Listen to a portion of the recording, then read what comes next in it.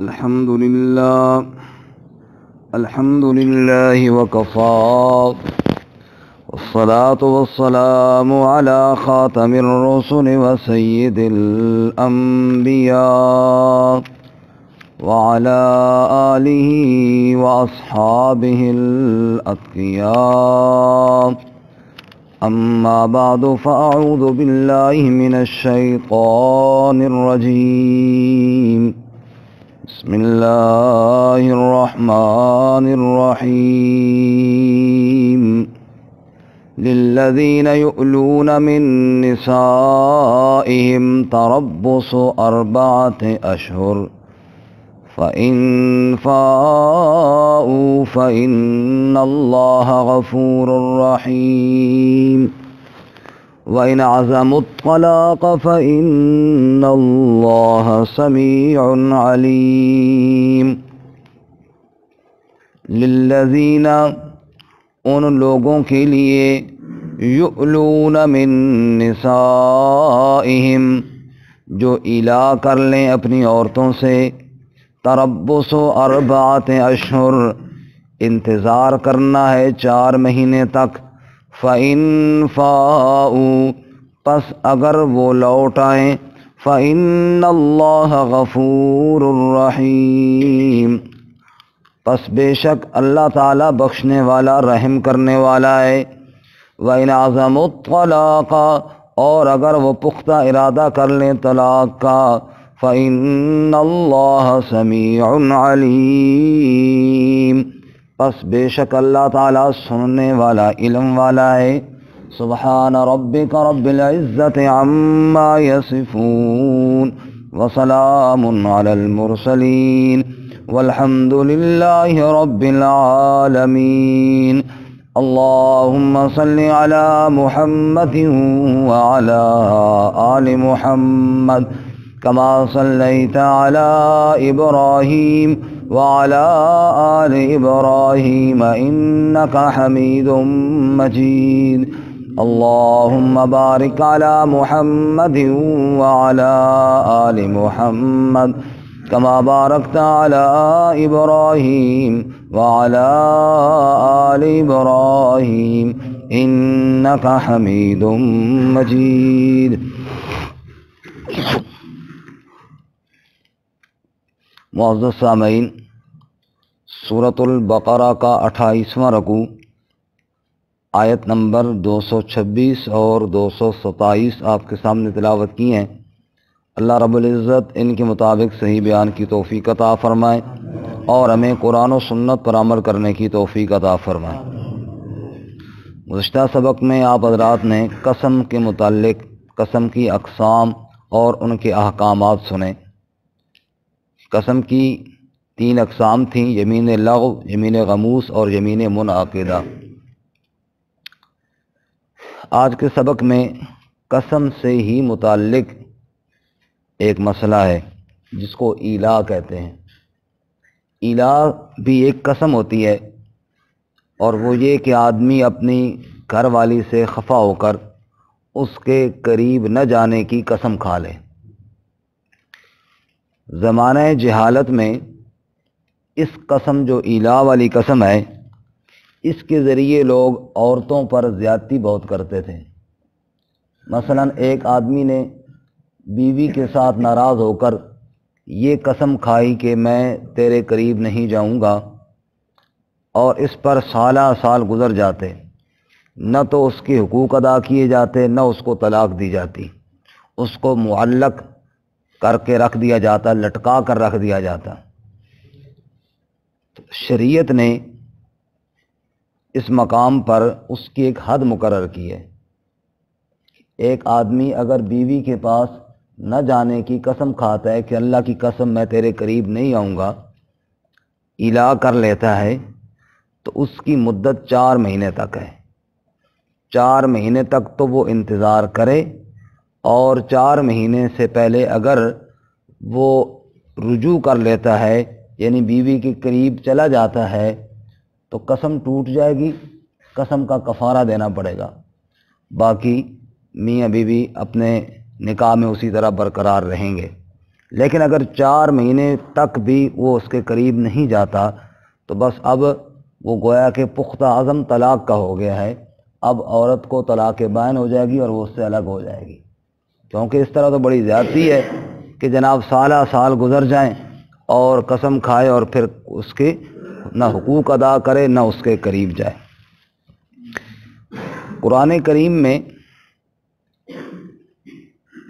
خاندانی زندگی کو آباد کرنے کے لیے کئی احکامات ارشاد فرمائے، کیونکہ خاندان آباد ہوتے ہیں، گھر آباد ہوتے ہیں تو خاندان جڑتے ہیں اور پھر اسی سے معاشرہ تشکیل پاتا ہے۔ میاں بیوی کا جو رشتہ ہے ایک بڑا اہم رشتہ ہے اور اس کائنات کا سب سے پہلا رشتہ ہے۔ حضرت سیدنا آدم علیہ السلام کو اللہ تعالیٰ نے پیدا کیا، وَخَلَقَ مِنْهَا زَوْجَهَا، پھر ان کی زوجہ حضرت حوا علیہ السلام کو بنایا اور اسی سے پھر آگے ساری انسانیت چلی، اور یہی رشتہ سارے رشتوں کی بنیاد ہے۔ ماں باپ نکاح کے بعد بنتے ہیں، پہلے نکاح ہوتا ہے، پھر ماں باپ بنتے ہیں، پھر اولاد ہوتی ہے، پھر آگے سارے رشتے وجود میں آتے ہیں۔ تو سارے رشتوں کی بنیاد نکاح ہے اور میاں بیوی کا یہ رشتہ ہے، اس لیے اس کو نبھانے کے، اس کو چلانے کے ضابطے اصول بھی اللہ تعالیٰ نے قرآن کریم میں بیان فرمائے۔ آپ 5واں سپارہ نکالیں، اس میں اللہ تعالیٰ نے طریقہ بتایا ہے کہ کیسے چلانا ہے۔ سورۃ النساء 5واں پارہ بس تقریباً شروع سے ہی ہے، ایک ورقہ آگے الٹائیں گے، آیت نمبر 34 ہے، 33 ختم ہو رہی ہے اور 34 شروع ہو رہی ہے سورۃ النساء میں۔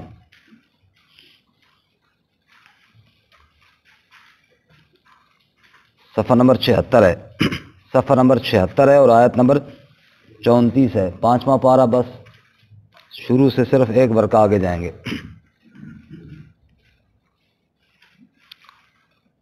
آیت نمبر 34، الرجال قوامون علی النساء، فرمایا مرد قائم رہنے والے ہیں عورتوں پر، یعنی حاکم ہیں عورتوں پر۔ اللہ تعالیٰ نے مردوں کو حاکم بنایا ہے گھریلو زندگی میں۔ سوال پیدا ہوتا ہے کہ مردوں کو اللہ نے کیوں حاکم بنایا؟ اس کے اللہ تعالیٰ نے 2 جواب دیے، ایک حاکمانہ اور ایک حکیمانہ۔ پہلا جواب دیا بما فضل اللہ بعضهم علی بعض، اس لیے کہ اللہ نے بعض کو بعض پر فضیلت دی ہے، اللہ کی مرضی۔ اللہ تعالیٰ اگر عورت کو حاکم بناتا پھر بھی یہ سوال ہوتا ہے کہ اللہ نے عورت کو کیوں حاکم بنایا؟ تو یہ اللہ کی مرضی، اللہ نے کس کو حاکم بنایا ہے؟ مرد کو۔ اور یہ بالکل اسی طرح ہے جیسے اللہ تعالیٰ نے سر اوپر لگایا پاؤں نیچے لگایا، کوئی بندہ کہے جی پاؤں اوپر کیوں نہیں ہے؟ تو بھائی یہ اللہ تعالیٰ کی مرضی ہے، بما فضل اللہ بعضهم علی بعض۔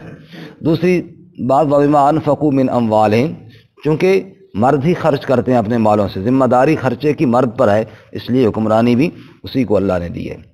آگے عورتوں کا ذکر کرتے ہوئے فرماتے ہیں فالصالحات قانتات حافظات للغیب بما حفظ اللہ، نیکی کرنے والیاں، فرما برداری کرنے والیاں، حفاظت کرنے والیاں بن دیکھے جو حفاظت اللہ نے ان کے ذمہ لگائی ہے، یعنی عزت کی بھی اور شوہر کے گھر بار اور مال کی بھی۔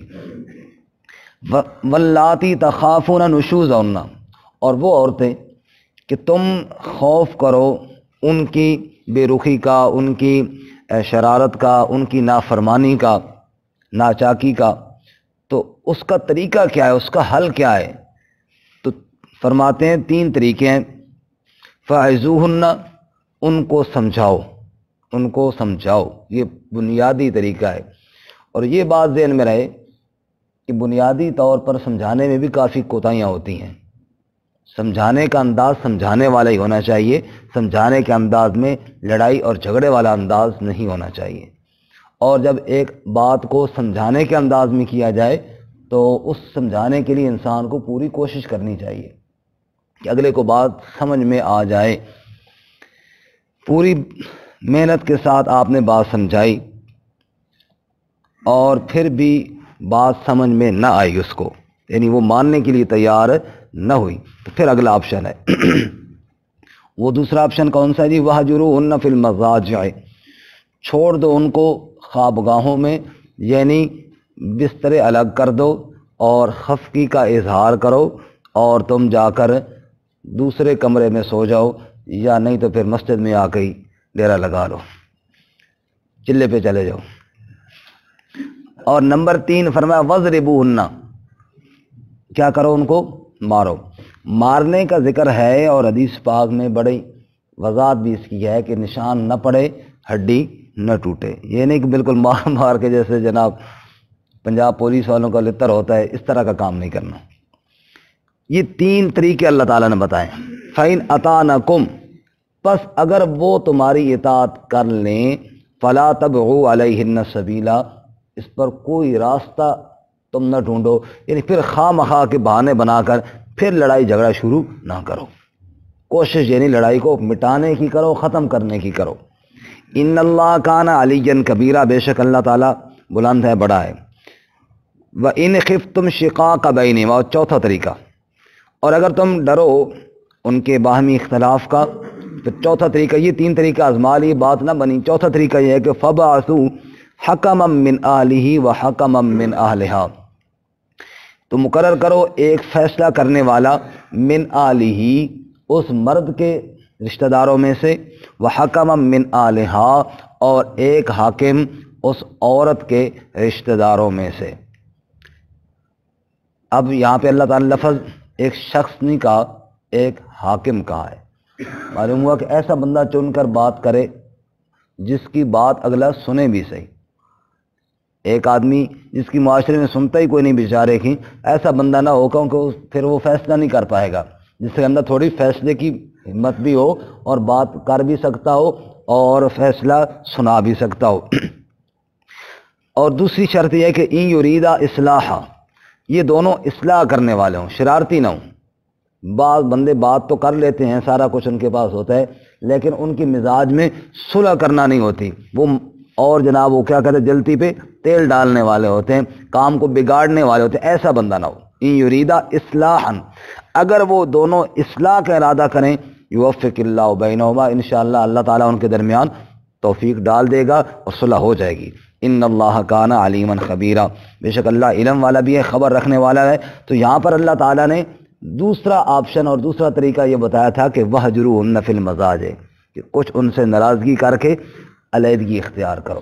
اب واپس آئیے، حدیث پاک میں آتا ہے رسول اللہ صلی اللہ علیہ وسلم نے بھی ایلا فرمایا۔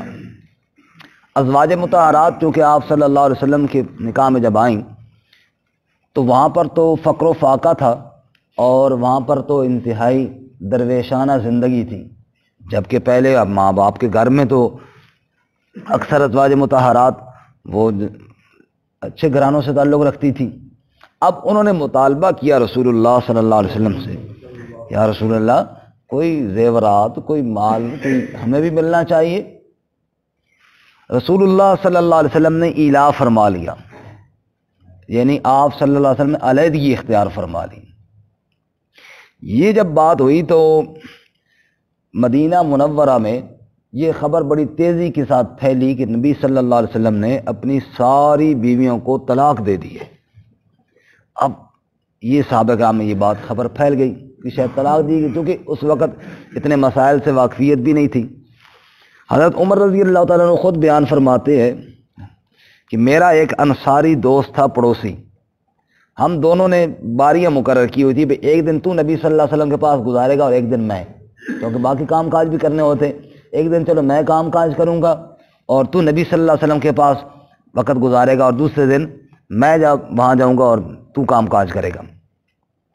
تو عمر فرماتے ہیں کہ اس انصاری کی باری تھی نبی صلی اللہ علیہ وسلم کے پاس جانے کی۔ رات کو جب واپس آیا تو اس نے آ کر میرا دروازہ زور زور سے کوٹا اور ساتھ آواز دی، عمر باہر نکلو، غضب ہو گیا۔ گھبرا کر بڑی تیزی سے نکلا، بھی کیا ہو گیا؟ میں نے کہا خیریت، مدینہ پہ حملہ تو نہیں ہو گیا؟ کہا اس سے بھی بڑی بات ہو گئی۔ میں نے کہا وہ کیا ہو گیا؟ کہا نبی صلی اللہ علیہ وسلم نے ساری بیویوں کو طلاق دے دی۔ عمر کہتے بس یہ بات سننی تھی تو میرا تو وجود پانی پانی ہو گیا اور بڑا پریشان ہوا کہ یہ کیا ہو گیا۔ دوسرے دن صبح میری باری بھی تھی نبی پاک صلی اللہ علیہ وسلم کے پاس جانے کی۔ فرماتے ہیں کہ میں سویرے سویرے چلا گیا، آپ صلی اللہ علیہ وسلم نے نماز پڑھائی فجر کی اور چوبارے پر چلے گئے، اوپر آپ کا چوبارہ بنا ہوا تھا حجروں کے اوپر، آپ وہاں تشریف لے گئے، اور صحابہ کرام ادھر مسجد میں بیٹھے بڑے پریشان اور افسردہ۔ کہ یار یہ تو بڑا مسئلہ خراب ہوا، رسول اللہ صلی اللہ علیہ وسلم نے سب بیویوں کو طلاق دے دی ہے۔ حضرت عمر فرماتے ہیں کہ میں نبی پاک کے گھر گیا، یعنی اپنی بیٹی حضرت حفصہ کے گھر گیا، چونکہ حضرت حفصہ حضرت عمر رضی اللہ عنہ کی بیٹی تھی، نبی پاک کی زوجہ محترمہ تھی۔ عمر فرماتے ہیں میں گیا تو وہ آگے پریشان تھی اور رو رہی تھی، اور میں نے جا کر ان کو خوب ڈانٹا، اور میں نے کہا میں تمہیں کہتا نہیں تھا کہ نبی پاک صلی اللہ علیہ وسلم کو خرچے کے معاملے میں کوئی تنگ نہ کیا کرو، اگر کوئی معاملہ ہو تو مجھے بتایا کرو، تو تم نے ایسی حرکت کی ہے نا، تو دیکھو اللہ کے نبی نے تمہیں طلاق دی۔ پھر میں نے پوچھا طلاق دی ہے نبی پاک نے یا نہیں دی، اصل واقعہ کیا ہوا؟ انہوں نے مجھے روتے ہوئے کہا کہ ابو جی مجھے نہیں پتا کیا ہوا، آپ نبی صلی اللہ علیہ وسلم سے خود جا کر پوچھے۔ اب حضرت عمر کہتے ہیں کہ میں ان کو ڈانٹ ٹپٹ کر کے واپس آیا۔ حضرت رباح ایک صحابی تھے، وہ چوبارے کے باہر نبی پاک صلی اللہ علیہ وسلم کا پہرا دے رہے تھے، تو میں نے ان سے کہا کہ جاؤ میرے لیے نبی پاک صلی اللہ علیہ وسلم سے اجازت طلب کرو۔ وہ گئے اور واپس آئے اور کہا کہ آپ سے اجازت تو طلب کی لیکن آپ نے کچھ فرمایا نہیں، نہ ہاں کی اور نہ کی۔ عمر کہتے ہیں مجھے اور بڑی بے چینی ہوئی، ادھر ممبر کے قریب گیا تو صحابہ کرام اور بے چین، اور کچھ جرأت نہیں کرتا نبی پاک صلی اللہ علیہ وسلم سے جا کر بات کرنے کی۔ پھر میں نے دوبارہ کہا کہ دوبارہ تو کچھ دیر کے بعد پھر اجازت طلب کرو، پھر بھی اسی طرح جناب کو اجازت، پھر اور میری بے چینی بڑھ گئی۔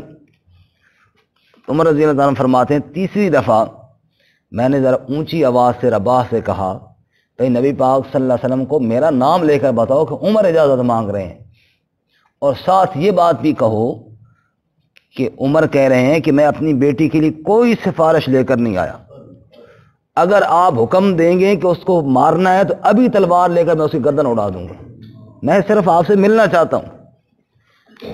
بس نبی پاک صلی اللہ علیہ وسلم تک شاید یہ آواز پہنچ گئی، آپ نے فرمایا عمر کو اجازت ہے۔ عمر کہتے ہیں میں چلا گیا، اور یہی وہ موقع ہے جہاں عمر فرماتے ہیں میں نے دیکھا کہ بان کی بٹی ہوئی چارپائی پر رحمت کائنات صلی اللہ علیہ وسلم سوئے ہوئے تھے، اور آپ صلی اللہ علیہ وسلم کی پیٹھ پر بان کے نشان پڑے ہوئے تھے، اور پھر میں نے دیکھا کہ ایک کھونٹی کے ساتھ مٹھی بھر جو لٹک رہے تھے، اور ایک کھال وہ جناب چمڑے کی وہ ایک لٹک رہی تھی، اس کے علاوہ کوئی چیز نہیں تھی۔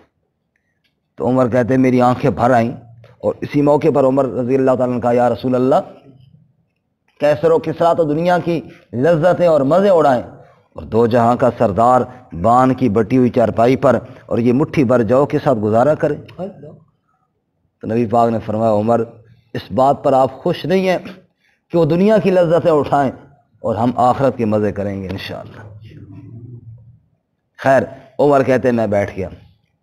اب پوچھنا تو یہ تھا کہ طلاق کے بارے میں، لیکن عمر کہتے ہیں میں نے پہلے آپ صلی اللہ علیہ وسلم کے ساتھ ادھر ادھر کی اور باتیں کی تاکہ آپ کی وہ خف کی اور ناراضگی اور وہ چیز جو ہے نا ختم ہو جائے۔ جب میں نے دیکھا کہ آپ مسکرانا شروع ہو گئے ہیں، اسی دوران پھر میں نے یہ پوچھا کہ یا رسول اللہ کیا آپ نے اپنی بیویوں کو طلاق دے دی؟ آپ نے فرمایا نہیں میں نے تو الا کی ہے۔ عمر کہتے ہیں بس یہ نہیں آپ نے فرمایا تھا کہ میرے وہ جسم میں جان آئی اور میں خوش ہوا، شکر ہے ایسی بات نہیں ہوئی۔ اس سے آپ یہ بھی اندازہ کریں کہ کسی کی سنی سنائی بات کو فوری تسلیم کرنے سے پہلے تحقیق ضروری ہے۔ اب مشہور تو سب کہ ہاں یہ ہو چکا تھا کہ آپ صلی اللہ علیہ وسلم طلاق دے دیے، لیکن خود نبی صلی اللہ علیہ وسلم سے تو پوچھ لینا چاہیے تھا نا۔ عمر رضی اللہ تعالیٰ نے پوچھا تو پتہ چلا کہ آپ نے طلاق نہیں دی۔ آپ نے فرمایا میں نے الا کی ہے، میں نے یعنی یہ قسم کھائی ہے کہ کچھ دن میں ان کے قریب 1 مہینہ تک کے لیے آپ نے الا فرمایا تھا، یعنی 1 مہینہ تک کے لیے میں ان کے قریب نہیں جاؤں گا۔ پھر آپ صلی اللہ علیہ وسلم 29 دن چوبارے میں رہے، پھر آپ 29 کے بعد وہاں نیچے اترے، اور صحابہ فرماتے ہیں اتفاق کی بات یہ تھی کہ ان دنوں آپ صلی اللہ علیہ وسلم گرے بھی تھے سواری سے، اور آپ کے یعنی پنڈلی مبارک میں موچ بھی، پاؤں میں موچ بھی آئی ہوئی تھی، تو وہ بھی آپ صلی اللہ علیہ وسلم نے اتفاق یہ ہوا کہ وہ آرام بھی فرما لیا اور جناب یہ الا بھی فرما لیا۔ الا کا مسئلہ بھی امت کے سامنے آ گیا۔ پھر آپ نیچے اترے تو کہا جی آپ نے تو مہینے کا الا فرمایا تھا، ابھی تو 1 دن رہتا ہے، تو آپ نے فرمایا یہ مہینہ 29 کا تھا، یعنی 29 دن آپ نے 1 مہینہ تک الا فرمایا۔ اس کے بعد آیت تخییر نازل ہوئی جو سورۃ الاحزاب میں ہے، یا ایھا النبی یا نساء النبی ان کنتن تردن الحیات الدنیا وزینتها فتعالينا أمتعكن وأسرحكن سراحا جميلا وإن كنتن تردن الله ورسوله والدار الآخرة فإن الله أعد للمحسنات منكن أجرا عظيما۔ یہ آیت نازل، اے نبی کی بیویوں، اگر تم دنیا کی زیب و زینت چاہتی ہو تو پھر آؤ، فتعالينا امتعکن واسرحکن سراحا جمیلا، آ جاؤ، میں تمہیں کچھ دنیا کا مال دے کر تمہیں اچھی طرح عزت سے رخصت کر دیتا ہوں، یعنی طلاق دے دیتا ہوں۔ وَإِن كُنتُنَّ تُرِدْنَ اللَّهَ وَرَسُولَهُ وَالدَّارَ الْآخِرَةَ، اور اگر تمہارا ارادہ ہے اللہ اور اس کے رسول اور آخرت کا گھر، فَإِنَّ اللَّهَ أَعَدَّ لِلْمُحْسِنَاتِ مِنكُنَّ أَجْرًا عَظِيمًا، پھر اللہ نے تمہارے لیے بہت بڑا اجر تیار رکھا ہوا ہے، پھر اس کا انتظار کرنا پڑے گا، یعنی پھر فقر و فاقے کی زندگی گزارنی پڑے گی۔ یہ آیت نازل ہوئی تو سیدہ عائشہ صدیقہ رضی اللہ تعالیٰ عنہ فرماتی ہیں نبی پاک صلی اللہ علیہ وسلم سب سے پہلے میرے پاس آئے اور مجھے کہا عائشہ ایک بات تجھ سے کرنی ہے، جواب دینے میں جلدی نہ کرنا، اپنے امی اور ابو سے بھی مشورہ کر لینا، خود بھی سوچ لینا، اور جلدی جواب نہیں چاہیے، سوچ سمجھ کے مشورہ کر کے بعد میں جواب دینا۔ پھر آپ نے یہی آیتیں پڑھ کر سنائیں۔ عائشہ فرماتی ہے میری آنکھوں میں آنسو تھے، کیونکہ پہلے وہ الہ والا صدمہ تو تھا ہی نا، اتنے دن وہ پریشانی تو تھی۔ میں نے کہا یا رسول اللہ اس میں مشورے کی ضرورت بھی کوئی نہیں اور سوچنے کی ضرورت بھی کوئی نہیں اور دیر لگانے کی ضرورت بھی کوئی نہیں، میرا ابھی جواب سن لیجئے، مجھے دنیا کا مال نہیں چاہیے، مجھے اللہ اور اس کے رسول چاہیے، بس یہی میرا جواب ہے، مجھے کچھ نہیں اور چاہیے، بس فقر و فاقہ ٹھیک ہے اور آپ کے ساتھ میں رہنا چاہتی ہوں۔ آپ صلی اللہ علیہ وسلم کا چہرہ خوش ہوا۔ پھر آپ نے دیگر ازواج سے بات کی اور ہر زوجہ نے وہی جواب دیا جو حضرت سیدہ عائشہ صدیقہ رضی اللہ تعالیٰ عنہ نے جواب دیا۔ تب اللہ نے قرآن میں فرمایا یا نساء النبی لستن کاحد من النساء، اے نبی کی بیویوں تم عام عورتوں کی طرح نہیں ہو، لستن کاحد من النساء۔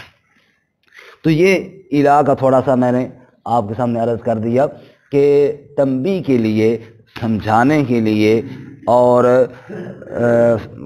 اس کو متنبع کرنے کے لیے بیوی کو الہ کرنا بھی ثابت بھی ہے اور جائز بھی ہے، لیکن وہ جو بے قاعدگیاں تھیں زمانہ جہالت میں کہ سالہ سال الہ ہی چلتا رہتا تھا، اس کی ممانعت کرا دی کہ ایسا نہ کرو۔ للذین یؤلون من نسائہم، ان لوگوں کے لیے حکم یہ ہے جو الہ کر لیں اپنی بیویوں سے، تربص 4 اشہر، 4 مہینے تک انتظار کرنا ہے۔ فَإِنْ فَاؤُوا، پس اگر وہ لوٹ آئیں سے مراد یہ ہے کہ اپنے اس ناراضگی کو خفگی کو ختم کر دیں اور بیوی کے قریب چلے جائیں تو فَإِنَّ اللَّهَ غَفُورٌ رَحِيمٌ، بے شک اللہ بخشنے والا رحم کرنے والا ہے۔ اب یہاں پہ ذرا یہ 2 مسئلے ذہن میں رکھنا کہ اگر الہ کی قسم یوں کھائی کہ میں کبھی تیرے قریب نہیں جاؤں گا، ایک صورت یہ ہے، دوسری صورت یہ ہے کہ کہتا ہے کہ میں مہینے تک، 10 دن تک، 2 مہینے تک تیرے قریب، یعنی وقت مقرر کرتے ہیں۔ اگر وقت مقرر کیا جیسے رسول اللہ صلی اللہ علیہ وسلم نے 1 مہینے کا الہ فرمایا اور مہینے کے بعد آ گئے تو اس پر تو کوئی کفارہ نہیں گا، وہ قسم ٹوٹی نہیں ہے نا، قسم ہی مہینے کی تھی، مہینہ پورا ہو گیا، قسم کوئی نہیں ٹوٹی، کوئی کفارہ نہیں ہے۔ اور اگر اس نے کہا تھا میں کبھی تیرے قریب نہیں جاؤں گا اور پھر 4 مہینے سے پہلے چلا گیا تو ظاہر ہے پھر تو قسم ٹوٹ گئی ہے نا، جس کو کبھی کی قسم کھائی ہوئی تھی، اس لیے اس کا کفارہ دینا پڑے گا جو ہم نے کل پڑھ لی ہے، 10 مسکینوں کو کھانا کھلانا یا ان کو کپڑے دینا، اور اگر کوئی بندہ غریب ہے تو کیا کرے، 3 دن کے روزے رکھ لے، یہ ہے قسم کا کفارہ۔ تو فَإِنْ فَاؤُوا، بس اگر وہ لوٹ آئے تو فَإِنَّ اللَّهَ غَفُورٌ رَحِيمٌ، اللہ تعالیٰ بخشنے والا رحم کرنے والا، یعنی 4 مہینے سے پہلے لوٹ آئے تو 4 مہینے کی بات تو ہو گئی ہے۔ وَإِنْ عَزَمُوا الطَّلَاقَ، اور اگر 4 مہینے کے بعد تک نہیں لوٹتا تو گویا کہ یہ طلاق کا عزم ہو گیا، اور اگر عزم کر لیا طلاق کا، یعنی طلاق ہی دینا چاہتے ہیں تو فَإِنَّ اللَّهَ سَمِيعٌ عَلِيمٌ، اللہ یہ بھی سننے والا جاننے والا ہے، یعنی پھر ٹھیک ہے، پھر اگر نہیں رہنا تو 4 مہینے کے بعد پھر طلاق ہو جائے گی۔ تو یہ ہے مسئلہ الہ۔ اللہ تعالیٰ شریعت کے احکامات سمجھ کر ان پر عمل کرنے کی توفیق عطا فرمائے۔ ترجمہ دوبارہ سنیں۔ للذین یؤلون من نسائہم، ان لوگوں کے لیے جو الہ کریں اپنی عورتوں سے، تربص 4 اشہر، انتظار کرنا ہے 4 مہینے تک۔